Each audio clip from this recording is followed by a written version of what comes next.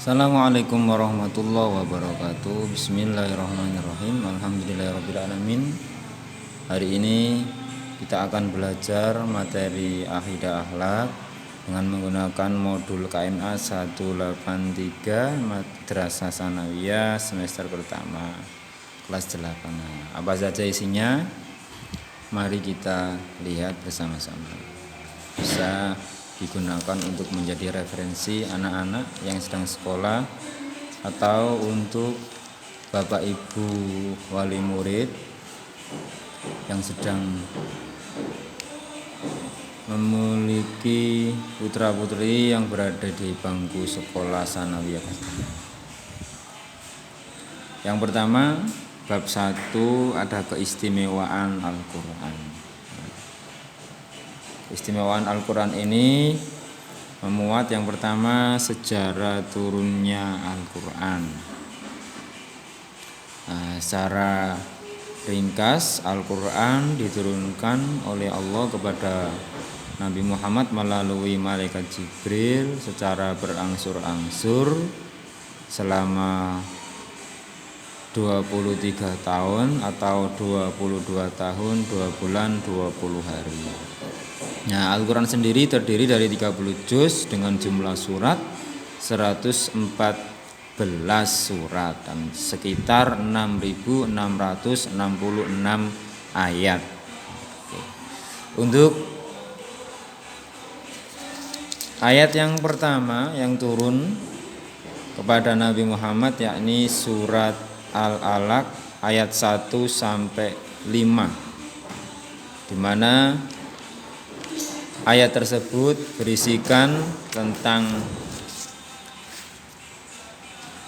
perintah belajar, yakni agar manusia mau membaca dengan menyebut nama Allah yang Maha Mencipta, yang menciptakan manusia dari segumpal darah, dan menyebut nama Allah yang mengajarkan manusia dengan perantara kolam atau pena dari hal yang belum tahu menjadi tahu.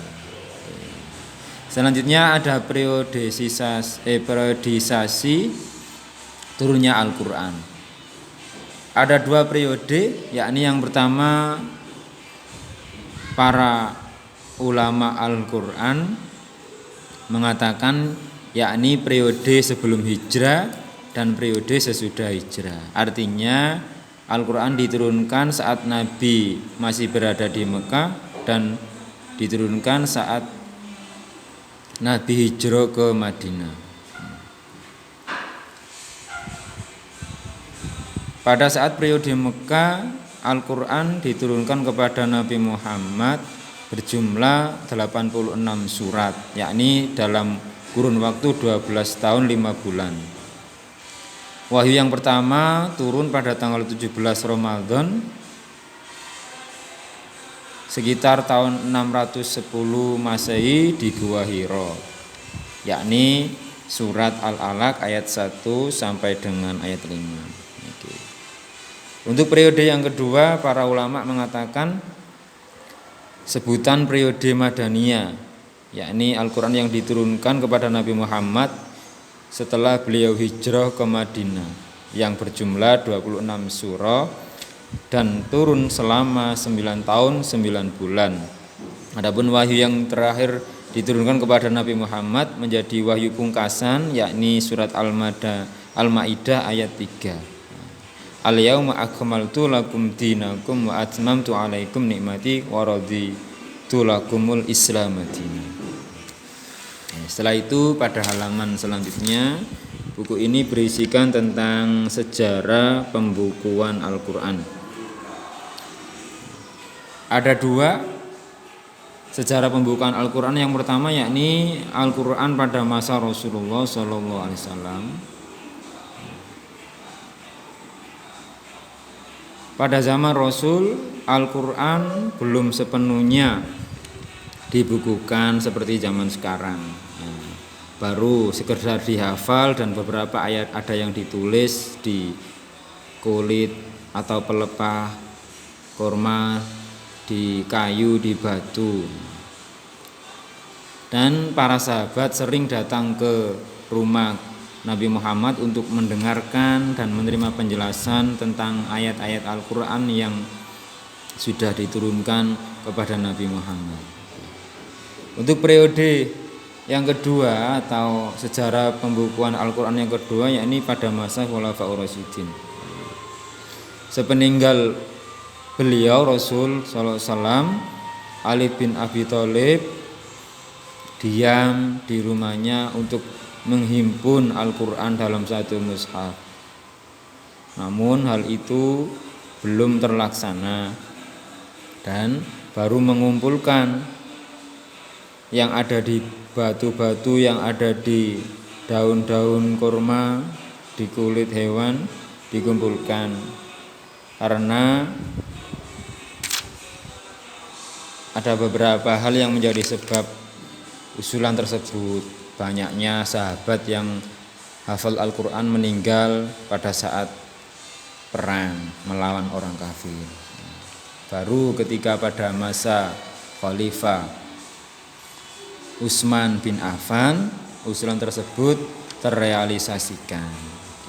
Selanjutnya pada halaman selanjutnya, buku ini menjelaskan tentang isi pokok kandungan Al-Quran.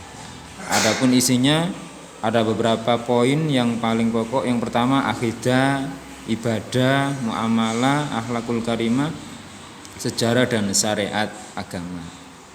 Selanjutnya nama-nama Al-Quran yang terkandung dalam buku ini, yakni yang pertama Al-Furqan atau disebut juga dengan peringatan atau pemberi peringatan. Alkitab yang kedua, Al-Quran juga disebut dengan Alkitab, juga Az-Zikru, dan banyak lagi nama-nama Al-Quran yang bisa kita ketahui pada referensi kitab-kitab yang lain. Untuk selanjutnya, poin yang keenam ada aspek-aspek keistimewaan Al-Quran dan contohnya. Yang pertama dari segi bahasa. Al-Quran mempunyai gaya bahasa yang sangat indah. Tentu saja tidak sama dengan gaya bahasa orang Arab pada umumnya. Kenapa hal ini? Karena Al-Quran adalah benar-benar wahyu dari Allah Subhanahu wa Ta'ala. Yang kedua keistimewaannya adalah susunan kalimat atau uslub, dari kata, bahasa, sejalan dengan akal sehat serta utuh keindahan sajian Al-Quran. Semuanya sangat indah dan tidak perlu diragukan lagi. Ada keseimbangan penggunaan kata-kata di dalamnya. Seperti contoh penggunaan kata al-haya berjumlah 145 seimbang dengan kata al-maut juga 145. Ada juga penggunaan kata ad-dunya berjumlah 115 sama dengan kata al-akhirah.